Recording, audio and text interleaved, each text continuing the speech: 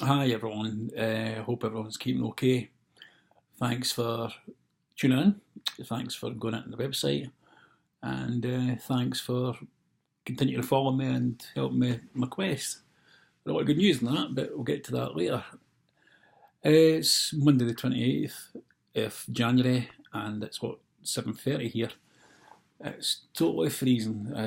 Earlier today I was down in Kirkcaldy. I had my 12-week appointment with my consultant who gives me the injections on the Botox injections around the shoulder area.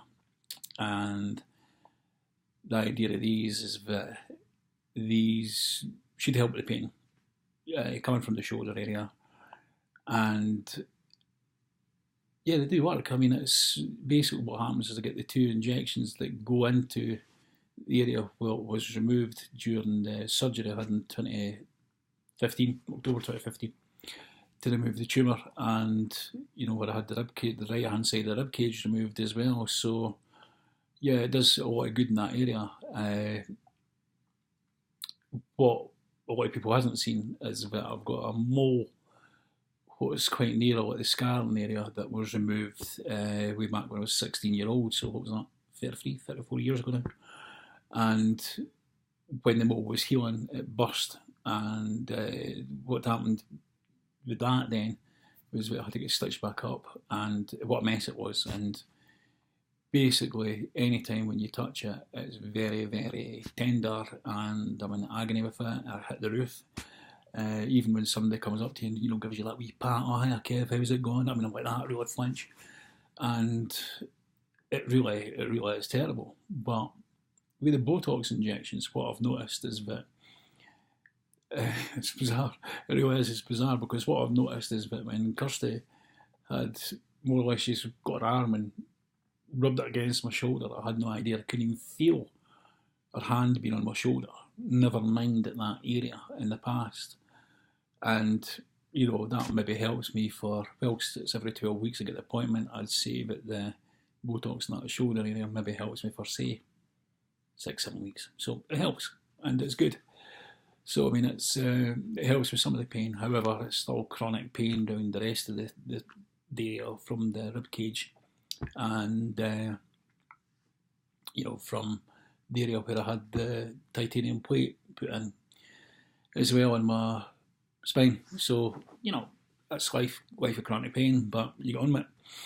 I mean, I think I was talking about this earlier on to somebody when just before I was picking up Nathan, and we were discussing that it was a woman I know from her Kieran. I've seen her, you ever see her going about, and I've known her for years. Really nice woman, and she was talking about some people how they're constantly moaning, and the expression what we've got here at times is the people who are at it.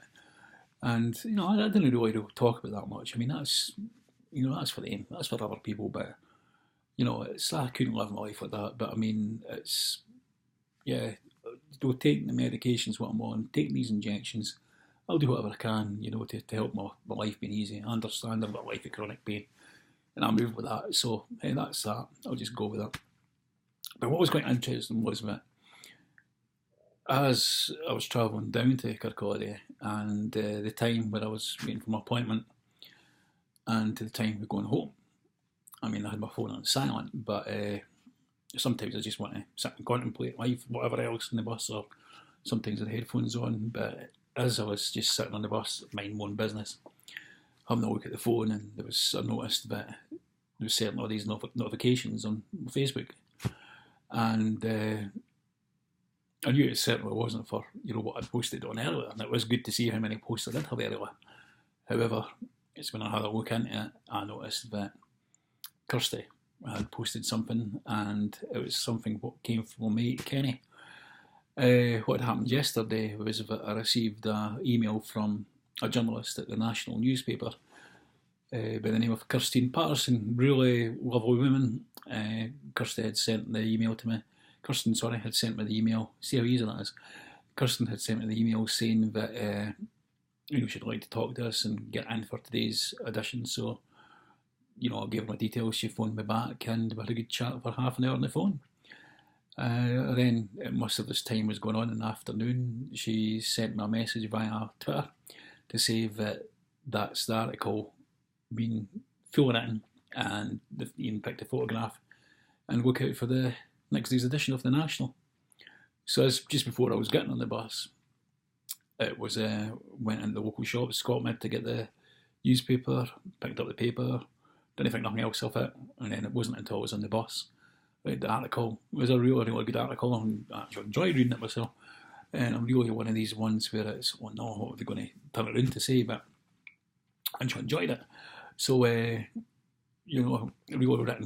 well written article, and that was it. Didn't think nothing else of it. I knew that when I was going to go home, whatever time that would be, is that I'd go online and look to see if that story was going to be on the online section. Little did I know, my good mate Kenny through in Paisley, Kenny had seen it on the National website, and he had put it up on his own Facebook page and alerted, his people, everyone in his network. Kirsty had clocked it, and she put it on her page and shared it and whatever else. And the amount of links what she's been getting has been really, quite interesting, fascinating.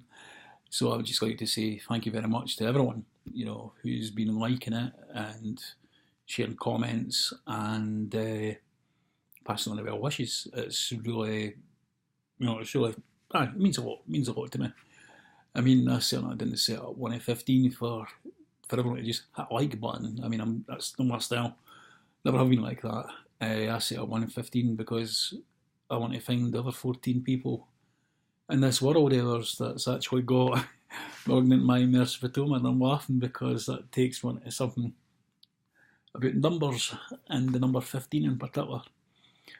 I mean, as I said to Kirsten yesterday during the interview, was that, remember this was a way back in November, a month after I had the life-saving surgery, that I was told I had this rare condition called Malignant Myopericytoma, and that there was 15 of us worldwide with that condition. So, yeah, you're shocked when you first hear these things. I mean, I was actually stunned, and I actually had to pass the phone to Kirsty. So, it's a shame Kirsty wasn't here to maybe say a quick few words to give her views about it. Maybe she will one day. Hopefully she will. I'll ask her to come on this. But, yeah, I had to get Kirsty to actually take it in from that day. And it wasn't until after I'd went through radiotherapy treatments and even the surgery in between that, when I had the hematoma, that's when I was thinking about, trying to find other people. And it wasn't until a wee bit after that where I decided, no, that's it, enough's enough. I'm actually going to start doing a Facebook page and a blog and Twitter, YouTube, all these type of things. So that's when I launched 1 in 15. Now, I mean, one of the things what my oncologist had said to me when I was setting up 1 in 15 was that, he says, always remember, Ken, that there might not be 15 people there. I mean, some of these people might now be dead, and that you might find that the number could be lower or the number could be higher. So I fully understand that, and, that was a number, like I say, what went back to November 2015.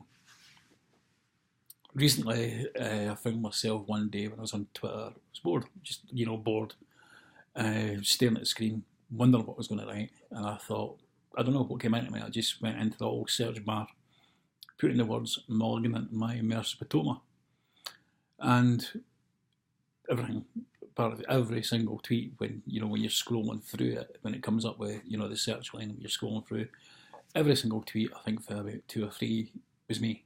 And the ones that wasn't me was quite interesting. One in particular, where it was a pathologist based in Arkansas. And basically, the pathologist in Arkansas, her Twitter's really, honestly, it was really good.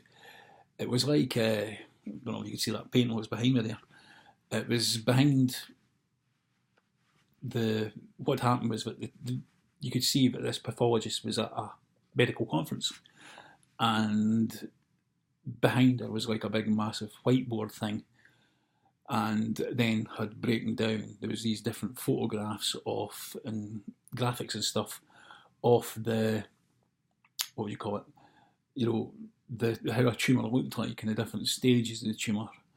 And I mean, I'm certainly not an expert of it, but it was then the photograph. It was really good because you then see different people in the medical professional looking at it and scratching their heads. And this pathologist was basically showing her colleagues at this conference a different tumour, what was called Malignant Myopericytoma. The pathologist herself, her name's called Narina Grove. Sorry about that. And I got in touch, maybe me, got in touch with her.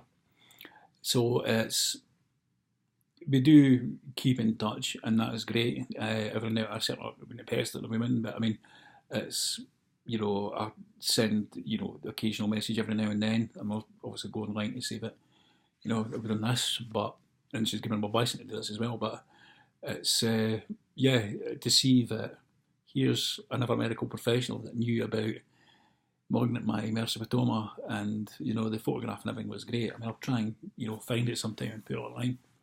And I'll ask her first, you know, if that's okay, and, you know, I'll do that. But it's, what was quite interesting is that, you know, I've exchanged a few emails, I've exchanged a few tweets and stuff like that. And what was quite interesting is that when I said to her that I was told that I was 1 of 15, and that was dating back to the date I'd already said several times now, the reply came back was that actually I could be 1 of 12. So there you go. 1 of 12 people in this world. I mean, how does it go? But, you know. So how does that make you feel? I mean, some people have asked me recently, I feel okay with it, actually. I mean, you know, it's, we could never tell how many people I'm actually going to one off, you know. I mean, it's, you know, every day that when we hear of some conditions and people are told that they're in this group of one of how many hundreds or thousands or whatever type thing. I mean, with this condition being so rare, and that we're only talking about, well, a couple of handfuls of people, then I fully understand that it's going to be it's going to be really hard to track down people and try and get it. But this is what I'm going on to, is that thanks to everyone, and I mean everyone who's been following me, whether it's been on Facebook, whether it's been on Twitter, whether it's been on 1 of 15, whether you've liked, or, you know, whether you've shared, or whether you've put a comment, whatever. So honestly, I really thank you from the bottom of my heart for you doing that, because it's actually, I've found 4 people now who's got malignant myopericytoma. I'm going to actually write about that in the next few days. I was holding it back for a few reasons, and that was more or less, again, because of some publications what I was going to be getting involved with. But it's, yeah, I was holding it back, but now I think with that interview yesterday, it's out there. So I'm aware of it. You know, you should know, these are the people who've been supporting me, and like I say, I really can't thank you enough. So we're the based, one's based in California. I mean, I won't mention any names because I've said that, but I mean, everyone will be remain, you know, anonymous. I've found 2 in Brazil, and there's 1 in Australia as well. And when I say I've found, I mean, it's actually they've found me. I mean, so, but it works both ways, you know what I mean? I mean, it's thanks to, you know, having the name and having the site out there. I mean, never in my wildest dreams, you know, that I think that I'd find people so quick, and, you know, especially in some condition like this, and people who, you know, want to get in touch with myself and talk about it. And this is exactly what I want to do, is for people to reach out with malignant myopericytomas, but it's for them to reach out to other people who's got the condition, to be able to talk about what they've went through, and be able to talk about the various different ways how they felt. The days have been feeling good, the days have been feeling down, the days have been feeling great, the days have been feeling real lousy, to everything about the days in the hospital, to the pain they've been in, to the pain they're in, to how that affects them in day-to-day life, all these type of things. So it's a bit of a forum where we could speak openly to each other, but being private with that. The campaign was also about getting the awareness issue out there, and I think that I'm doing quite well at that. And it's, I can't thank you enough for doing that. But I'd like to say that, I mean, I'm certainly not, chucking a towel in to say, well, that's me, I've achieved what I wanted to do. I certainly haven't. This is me just starting, to be perfectly honest with you. I mean, I'll certainly keep going. 1 of 15 will still remain the name, because after all, that's what I was told I was, and that's me, saying to people, way back then, that's what it was, and that's what it is now. I mean, who knows what the right figure is, but I do know that when I was exchanging correspondence from Narina across in Arkansas, she was saying that there will be a count, and they will be looking into, exactly how many people with malignant myopericytoma there is in the world. I don't know how they go about doing it, but they've got their ways of doing it. So, I'll be looking forward to seeing what actually comes out of that. I also know that there's the charity Sarcoma UK. A lot of people already know about that, who is on my network type thing, and they'll know that that's one of the charities where, in aid of, you're raising funds for in aid of at the Prog in the Park gig, what we're doing in April. There's also in Scotland the Sarcoma Network up here, and it's basically, it's what they said to me last year is that they were wanting to do an account and do another search. So yeah, I would see what comes out of these things and see how it goes. And I can't thank them enough for going back into do these things to see how many people there is with this. It's such a rare type of cancer. That's all I've got to say. I can't thank you enough. Seriously, can't thank you enough for what you have done. Please do keep, paying attention to some of the things that I'm putting out there.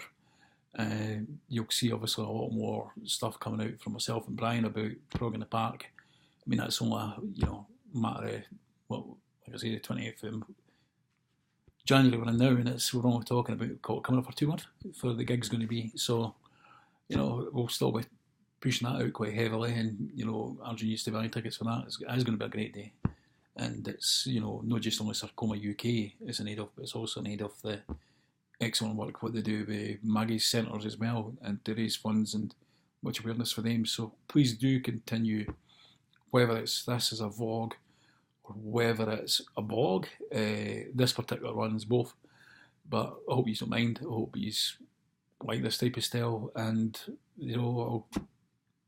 once again, thanks a lot. It really does mean a lot. Tune in, and thanks again. Bye.